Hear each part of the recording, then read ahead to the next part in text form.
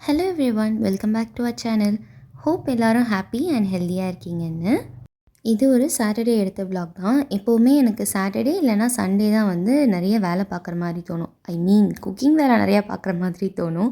ஏன்னா வீக் டேஸ்லலாம் வந்து மார்னிங் சீக்கிரமாகவே 1 மணி நேரத்தில் வேலையை முடிச்சுட்டு அடுப்படியிலேருந்து வெளியே வந்துடுவேன். ஆனால் சாட்டர்டே சண்டே என்றைக்காவது நான்வெஜ் எடுத்தாலும் சரி எடுக்கலைனாலும் சரி ரொம்ப நேரம் கிச்சன்லேயே இருக்கிற மாதிரி இருக்கும். மார்னிங்கே தலைவர் என்னெல்லாம் மெனு வேணுமோ அது எல்லாமே சொல்லிவிட்டு அதுக்கு என்னெல்லாம் தேவையோ எல்லாத்தையும் வாங்கிட்டு வந்தும் கொடுத்துட்டு அவங்க வேலை முடிஞ்சிருச்சுன்னு போய் உட்காந்துட்டாங்க. மீன் வாங்கிட்டு வந்து மட்டும் கொடுத்து ஹெல்ப் பண்ணாமல் அதில் எது பொரிக்கணும் எது குழம்பு வைக்கணும் அப்படின்னு கேட்டகரைஸ் பண்ணுற வரைக்கும் அவ்வளோ ஹெல்ப் பார்த்துட்டு தான் ஹஸ்பண்ட் போயிட்டு அவங்க வேலையை பார்க்க ஆரம்பித்தாங்க. எல்லாமே சொல்லிட்டு போயிட்டாங்க, இதெல்லாம் குழம்பு இதெல்லாம் பொரிக்கிறதுக்கு அப்படின்னு. பட் என்னதான் இருந்தாலும் நமக்கு வந்து எது போடணும் எது போடக்கூடாதுன்னு தெரியும் இல்லையா?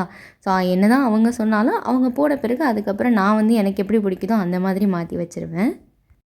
எப்போவுமே வீட்டில் ஃபிஷ் ஃப்ரை பண்ணுறோம் அப்படின்னா வந்து டீப் ஃப்ரை தான் பண்ணிவிடுவேன். இந்த தடவை வந்து தவா ஃப்ரை மாதிரி ட்ரை பண்ணி பார்க்கலான்னு சொல்லி தான் அன்றைக்கி அதுக்கான மேரினேஷன் பண்ணிகிட்டு இருந்தேன். பொரிக்க போகிற மீனுக்கு மட்டும்தான் மேரினேஷன் பண்ணி வச்சுருந்தேன். கொஞ்சமாக மஞ்சள் தூள், மிளகாத்தூள், உப்பு அண்ட் இஞ்சி பூண்டு பேஸ்ட் இவ்வளோ தான் போட்டேன். எந்த ரெசிபி பண்ணுறதா இருந்தாலும் ரெஃபரன்ஸ் கேட்டுக்கிறதுக்கு 3 கேட்டகரி வச்சுருக்கேன். ஒன்று அம்மா, அத்தை, இன்னொன்று இன்டர்நெட்டு. இன்டர்நெட்டில் பார்க்குறப்ப வந்து மைதா மாவு, கடலை மாவு, கார்ன்ஃப்ளவர் இதெல்லாம் போட்டு செஞ்சுருந்தாங்க, நல்லா பைண்ட் ஆகும் அப்படின்னு சொல்லி. பட் நான் வந்து அதெல்லாம் யூஸ் பண்ணாமல் வெறும் இந்த 4 மசாலா மட்டும் போட்டு ஜென்ரலாக வந்து மேரினேட் பண்ணி வச்சுட்டேன். எப்போவுமே இஞ்சி பூண்டு பேஸ்ட் வந்து வீட்டில் தான் அரைச்சி வைப்பேன். பட் அன்றைக்கின்னு பார்த்து ஸ்டாக் காலி. இது வந்து அரைக்கிறதுக்கும் லேட் ஆகிடும், பிகாஸ் பூண்டு வேறு வீட்டில் இல்லை. அதனால ரெடிமேட் இஞ்சி பூண்டு பேஸ்ட்டே வாங்கிட்டு வந்துட்டோம். இது எங்களுக்கு அவ்வளோவா பிடிக்கல. பட் ஏதோ ஒரு எமர்ஜென்சிக்கு வந்து யூஸ் பண்ணிக்கலாம் அப்படின்னு சொல்லி அன்றைக்கி யூஸ் பண்ணதோட சரி. அதுக்கப்புறம் நாங்கள் அதை யூஸே பண்ணலை.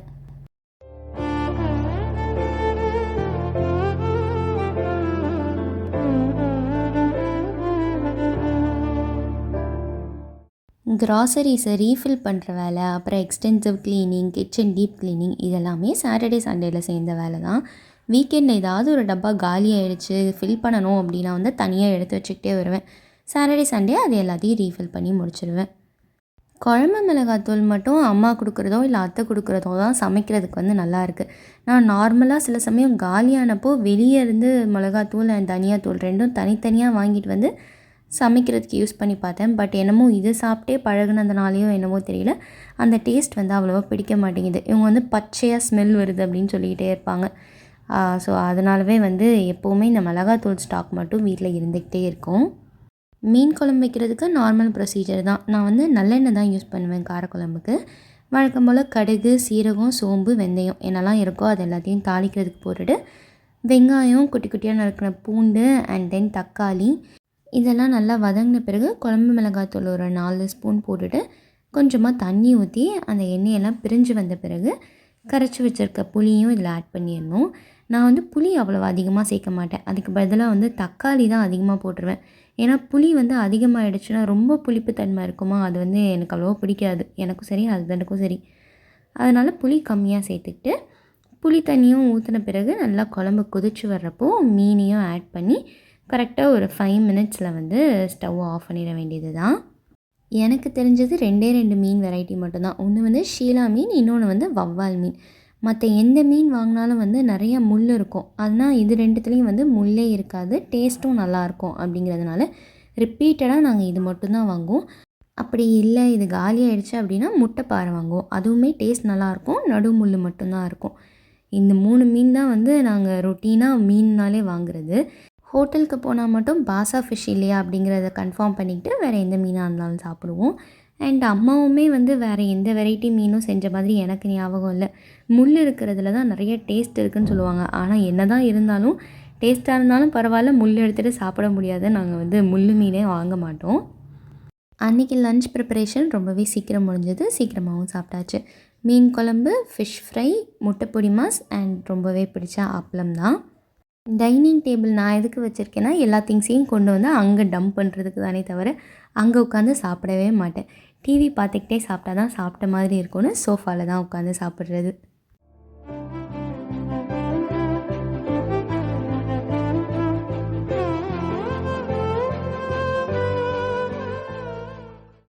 எங்கேயாச்சும் வெளியே போகலாமான்னு கேட்குறப்பவே என்னோடய மைண்டுக்கு வர்றது மால் அண்ட் ஷாப்பிங் தான்.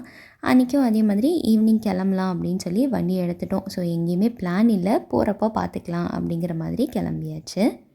சென்னையில் சுற்றி சுற்றி பார்த்தா இடத்துக்கு இடம் மால் தான் இருக்கும். எங்கே நம்ம போகணுன்னு யோசித்தாலுமே அதை வந்து நம்ம கோ டு பிளேஸாக வச்சுக்கலாம். ஆனால் அன்றைக்கி நாங்கள் வந்து மத்ஸ்யநாராயணர் கோயிலுக்கு தான் போயிருந்தோம்.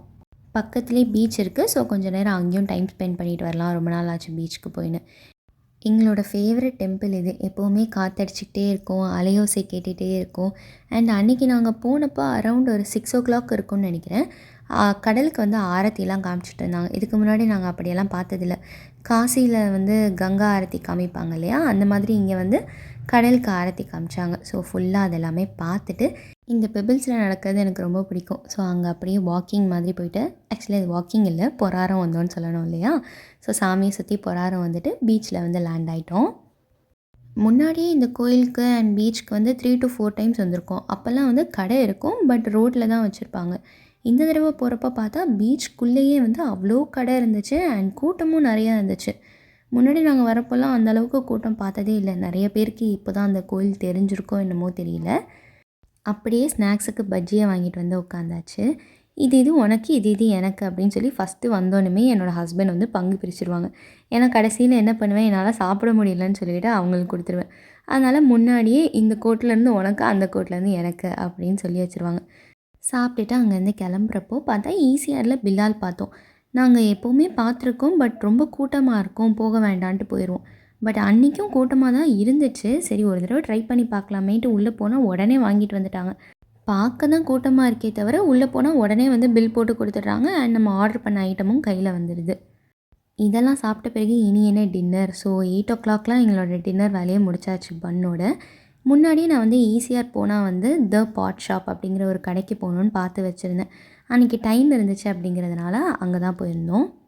இங்கே வந்து பிளான்ஸும் இருக்கும் அண்ட் பிளான்ட்டுக்கு தேவையான எல்லா அக்சசரிஸுமே இருக்கும். நான் வந்து பாட்ஸ் தான் வாங்கணும்னு நினச்சிட்டு இருந்தேன். அங்கே நிறைய சிராமிக் பிளான்டர்ஸ் வச்சுருந்தாங்க அண்ட் தென் இப்போ புதுசாக வந்திருக்கு இல்லையா அந்த மெட்டாலிக் பிளான்டர்ஸ்லாம், அந்த மாதிரியும் வச்சுருந்தாங்க. நான் எதுக்காக போகணுன்னு நினச்சேன்னா, கொஞ்சம் சிராமிக் பிளான்டர்ஸ் வாங்கலாம், அதுவும் பெரிய சைஸில் வாங்கினா வந்து வீட்டில் வைக்கிறதுக்கு பார்க்க அழகாக இருக்குமேன்னு சொல்லிட்டு தான் நான் அங்கே போனது. பட் அங்கே போனால் நிறைய கலெக்ஷன்ஸ் இருந்துச்சு அண்ட் எல்லாமே வந்து தேட வேண்டியதாக இருந்தது. எங்கள் 2 பேருக்குமே பயங்கர டயர்டாக இருந்ததுனால தேட முடியல. எங்கேயாவது எதையாவது போட்டு உடச்சிருவோமோன்னு வேறு 2 பேருக்கும் பயம். ஏன்னா மேலே மேலே அடுக்கி வச்சுருந்தாங்க. ஸோ வந்து கொஞ்சம் பொறுமையாக வந்து மேலாப்பில் இருக்கிறதா ஏதாவது பிடிச்சிருந்துச்சுன்னா அதை மட்டும் எடுத்துகிட்டு அங்கேருந்து கிளம்பியாச்சு. அங்கே இருக்கிற பாட்ஸ் ஒன்றொன்றையும் எடுத்து பார்த்து அதோடய ப்ரைஸை கேட்டேன் அண்ட் தென் அங்கே இருக்கிற பிளான்ஸ் எல்லாமே பார்த்து இதுக்கே எங்களுக்கு கிட்டத்தட்ட 1 hour ஆகிடுச்சு.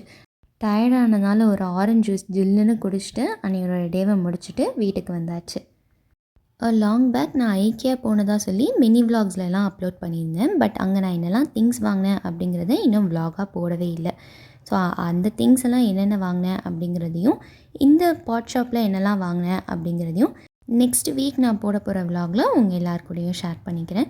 ஹோப் இந்த வீடியோ உங்கள் எல்லாருக்குமே பிடிச்சிருக்கோன்னு. ஸோ இதோட நான் இந்த விலாகை முடிச்சுக்கிறேன். நெக்ஸ்ட்டு ஒரு இன்ட்ரெஸ்டிங்கான விலாகில் உங்கள் எல்லாரையும் மீட் பண்ணுறேன். Until then bye, take care and thanks for வாட்சிங்.